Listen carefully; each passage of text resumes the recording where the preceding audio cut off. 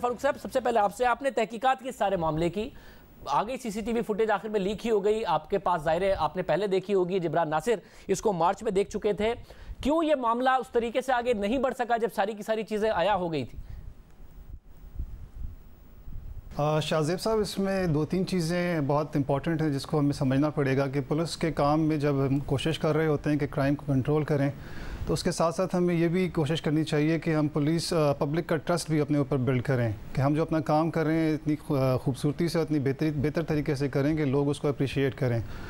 लेकिन इस तरह के अफसोसनाक वाक़यात होते रहे और मज़ीद होते रहेंगे अगर हम अपने अंदर प्रोफेशनलिज्म को नहीं परवान चढ़ाएंगे और अपनी अकाउंटेबिलिटी नहीं करेंगे।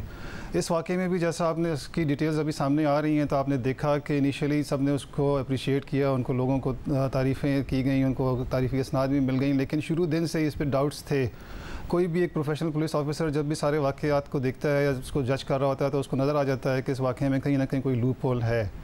अब उस लूप होल को कवर करना है, छुपाना, ये सीनियर्स जो होते हैं, सुपरवाइजरी ऑफिसर्स होते हैं, उनका काम होता है कि उसको कैसे सामने लेके आना है, किसी की गलती एक कोताही है उसको भी सामने लेके आएँ और जो गलतियाँ थी उसको उसका सद्देबाब किया जाए। इस वाक़े में शुरू से जो उनके घर वाले थे उस पर उनका डाउट्स थे कि वो बताते थे कि उनको जब वो वहाँ पे हॉस्पिटल में लेके गए थे, उसकी बॉडी को मकसूद की और वहाँ पे जो इंजर्ड कंडीशन में दूसरे रऊफ़ और बाकी लोग मौजूद थे, तो उन्होंने इंडिकेट कर दिया था कि ये पुलिस की तरफ से फायरिंग की गई है। लेकिन पुलिस के जो वहाँ पे सीनियर ऑफिसर्स थे उस टाइम के, उन्होंने उस चीज़ को दबाने की कोशिश की और उससे इनकार किया और उसी की वजह से फिर वो कोर्ट में गए, वहाँ से उन्होंने FIR करवाई। उसके बाद उसकी तफ्तीश फिर मुझे ट्रांसफ़र हुई और हम लोगों ने भी जब क्रॉस क्वेश्चनिंग किया सारे केस को लेके चलते हुए, और उसमें जो हम जेल में भी गए, वहाँ पे जो कैदी जो डाकू एक जो ज़ख्मी हालत में था उसको हमने इंटरव्यू किया। उसके बाद जो एक पैसेंजर था जिसने बताया कि मैं रिक्शे के अंदर पैसेंजर के तौर पे जा रहा था, उसको इस्लामाबाद में जाके इंटरव्यू किया। और रिक्शे का जो ड्राइवर है रऊफ़, उसका इंटरव्यू किया, तो हमें लगा कि वाक़या वैसा नहीं है जैसा कि FIR में इंडिकेट किया गया है, तफ्तीशी जो बुक्स हैं उसके अंदर इंडिकेट किया गया है। और फिर हमने कोशिश की कि वहाँ पे हमें कोई CCTV फुटेज भी मिल जाए। मतलब और CCTV आपको मिली, ना मिलती तो मकसूद दहशतगर्द ही रहता, पुलिस वाले हीरो ही रहते और उसके वालिदैन और उसकी बहनें इसी गम में ज़िंदगी गुजारती और इस अनसर्टेनिटी में ज़िंदगी गुजारती कि पता नहीं क्या मामला हुआ था, क्या था, और गम भी साथ साथ रहता। तो इसका सदेबाब कैसे हो, कौन करेगा फिर इस सारे के सारे मामले का हल? एक के बाद एक इनकाउंटर की स्टोरी सामने आती है, कुछ खुल जाती हैं, जो नहीं खुलती वो आज तक मिस्ट्री हैं और ख़ानदान वाले भुगत रहे हैं और पुलिस वाले हीरो बन जाते हैं। बिल्कुल, इसका सद्देबाब जो है वो सीनियर्स की ज़िम्मेदारी बनती है। जो भी इस तरह के वाक़यात होते हैं, इसमें इसकी डिटेल्स में अगर आप जाएं तो आप देखेंगे कि ना सिर्फ उन्होंने उन पर फायरिंग की है, बल्कि उस तस्वीर में नज़र आने वाले जो लोग हैं उसमें से 2 आदमी बिल्कुल प्राइवेट हैं और उनके हाथ में असला भी देखा जा सकता है। तो इस तरह के बहुत सारी एक्टिविटी चल रही है और अभी भी हो रही है। उसमें स्पेशल पार्टीज़ बन जाती हैं, उसमें कुछ जो है वो एक्स्ट्रा परफॉर्मेंस दिखाने के लिए एक्स्ट्रा एफिशिएंसी दिखा रहे होते हैं। तो हमें प्रोफेशनलिज्म को परवान चढ़ाना होगा, हमें अपनी ट्रेनिंग को ठीक करना होगा और हमें जो सीनियर ऑफिसर्स हैं उनको कोशिश करनी होगी कि हमारे जो अपने वीकनेसेस हैं उसको दूर किया जाए। बहुत शुक्रिया। DI कराची आमिर फारूकी हमारे साथ मौजूद थे। जिब्रान, आप इस केस को फॉलो करते रहे, नकीब, इंतज़ार और ये केस, और आ गई CCTV फुटेज सामने तो पता है कि मामला कुछ और था, वरना ये मामला वैसा ही रह जाता, वो दहशतगर्द ही रह जाता, पुलिस वाले हीरो ही रहते। वादे आपसे भी किए गए, आपने बड़ा परसू किया इस केस को, आप और इन्वेस्टिगेशन के लिए भी बहुत ज़्यादा आप कोशिशें करते रहे। असल में मसला कहाँ हुआ कि जब तक ये लीक नहीं हुई मामला आगे नहीं बढ़ा?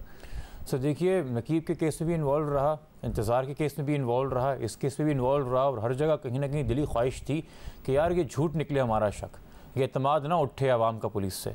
और पुलिस भी अक्सर आगे कहती है कि जब ये सच सामने आ जाता है तो मोरल क्राइसिस पैदा हो जाता है, मोरल ख़त्म हो जाता है पुलिस का। मैं पूछता हूँ, मोरल चोरी करने से ख़त्म होता है या चोरी पकड़े जाने से? मोरल फेक इनकाउंटर करने से ख़त्म होता है या फेक इनकाउंटर पकड़े जाने से? इसका सद्देबाब क्यों नहीं हो पाता? ये केस डिले हो रहा है जबकि ये इंसाय दहशत गर्दी के अंदर है। कभी एडजमेंट वो ले लेते हैं, कभी ट्रांसफ़र में लग जाती है एप्लीकेशन, कभी कुछ और हो जाता है। और जितना इनको पेशियों के बीच में टाइम मिल रहा है, उस पेशी के दौरान इन्होंने सीवियर प्रेशर डाला हुआ है ख़ानदान के ऊपर कि हमें माफ़ कर दो, बेशक बीच में कोई मरात वगैरह लेनी तो ले लो, वरना हशर वही होगा जो तुम्हारी औलाद का होगा। 29 मार्च को मैंने उस अनवर सयाल साहब को लिखा, होम मिनिस्टर को, जिसने मकसूद की बहन के सर पर हाथ रख के कहा था कि जिस दिन फुटेज आएगी ख़ानदान को दिखाएंगे, मीडिया को दिखाएंगे। उस हवाले से मैंने उनको लिखा ख़त, मैंने कहा सर फुटेज आ गई, हम देख चुके, डीआईजी साहब हमें दिखा चुके, अब आपका अथॉरिटी है इसको पब्लिक कर दीजिए, मीडिया को शेयर कर दीजिए, इन मुल्ज़िमान के नाम ECL पर डाल दें, कल को ये रूपोश हो गए तो कौन इनको पकड़ेगा। इस ख़ानदान को सिक्योरिटी दे दीजिए कि जिसको थ्रेट्स आ रही हैं, इस ख़ानदान को एक कॉम्पनसेशन दे दीजिए कि 5 बहनों का एक कमाने वाला भाई 2 बुज़ुर्ग वालिदैन का सहारा चला गया। और आखिर में हमने क्या सीखा इंतज़ार, नकीब और मकसूद से, कि हम किसी चौथे का इंतज़ार कर रहे हैं। कराची में कैसे कोई महफूज हो सकता है अगर कराची की शहरग शारा फैसल के ऊपर का थाना बैठ के फेक इनकाउंटर दिन दिहाड़े, जो कि एक सिक्योर जगह पे पाकिस्तान एयरफोर्स की फैसल बेस के गेट के सामने हुआ, सुबह 6:30 बजे, वहाँ पे CCTV कैमरा नस्ब थे। ये भी दरख्वास्त बतौर वकील हमने जमा कराई थी DIG आमिर फारूकी साहब को कि सर एक तो CCTV फुटेज वहाँ पे है जो कि कैमरे लगे हुए हैं, पता नहीं क्यों पुलिस लेना नहीं चाह रही, और दूसरा ये वो इतना डेस्परेट था बाब इंसाफ के लिए कि उसने ये तक इजाज़त दे दी थी कि अगर मेरे बेटे की कब्र कुशाई करनी पड़े कि बुलेट निकल के पता चल जाए किस बुलेट बंदूक से फायर हुआ तो वो भी कर लें। फुटेज देख के तो पता चला कि ऑफिशियल असला भी पुलिस का, जाली नकली असला भी पुलिस का, प्राइवेट बंदे भी उसी के, और कर क्या रहे हैं। आप पहली बात देखें इसमें कि पुलिस कितनी शातिर हो गई है कि हमारे मुहाफिज थे किस तरीके से हमारा कत्ल कर रहे हैं कि एक चोर को पकड़ते हैं, अब उस चोर को बड़ा दहशतगर्द बनाना है तो एक मासूम को कत्ल कर दो, उस मासूम का इल्ज़ाम उस चोर पे डाल दो, वो चोर बन गया झूठा दहशतगर्द, और झूठे दहशतगर्द को पकड़ के बन गए हम झूठे हीरो, और कमा ली हमने 2-2 लाख रुपए। दूसरी तरफ हम आगे आते हैं तो मैंने आपसे बात की कि कराची की मेन शहरक पे हो रहा है, किसी आउटस्कट एरिया में नहीं हो रहा। और तीसरी बार हम रिफॉर्म की तरफ कब जाएंगे? खुदारा मैं आपकी आवाम से और मीडिया से कहता हूँ, मजलूमों के साथ हमदर्दी करना बंद कर दें, उनके साथ इंसाफ में और हक में और रिफॉर्म में उनका साथ दीजिए, वरना मैं फिर सर 2 हफ्ते बाद बैठाऊंगा आपके साथ किसी शो के ऊपर। बात आपकी दुरुस्त है, और 2 हफ्ते बाद फिर एक शो खुदा न खास्ता हो रहा हो किसी और शख्सियत के ऊपर, उसमें मसला ये कि पता नहीं कितने सैकड़ों हैं जिनकी इस तरीके से CCTV फुटेज सामने नहीं आई। बट द क्वेश्चन है कि अवाम हमदर्दी करें, काम तो लोगों ने इंप्लीमेंट करना है। राव अनवार का कितना बड़ा एपिसोड है, उससे रिफॉर्म नहीं हुआ। नकीबुल्लाह महसूद का मामला और उसमें जो दूसरे मामलात हैं ये आ गया। इंतजार हुसैन का हुआ।